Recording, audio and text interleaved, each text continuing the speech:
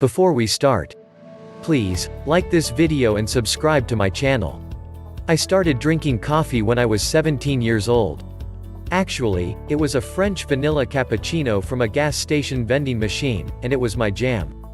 Then came college, followed by my first magazine job, which consisted of really long days when we were approaching deadline, and my caffeine intake slowly transformed from occasional indulgence to daily necessity.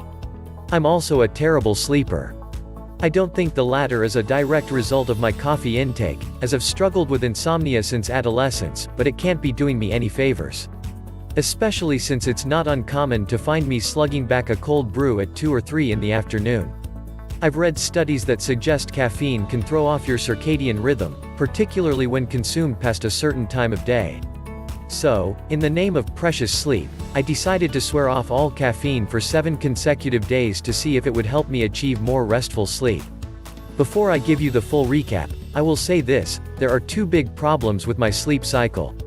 Not only do I toss and turn and have trouble falling asleep, but I'm also a hyper-light sleeper and wake up multiple times throughout the night. Double the fun. Here's what went down. On day 1 of my caffeine-free week, I will admit I was pining for my usual morning pick-me-up. It's typically the official start to my day, and I missed that easy burst of energy I dependably find at the bottom of a mug. I was working from home that day, and after about an hour and a half had passed since I woke up, I decided to go to the gym to get my heart rate up. I got a green juice on the way home, and when I returned to my computer, I did in fact feel energized and alert. I thought, hell, maybe this experiment will also do wonders for my glutes. Over the course of the week, I was able to find alternate ways to get into work mode other than coffee: a morning run, wheatgrass shots, even a little hanky-panky. I did feel better, but not in the way I expected. I will say, I did notice a slight improvement in my ability to fall asleep at night.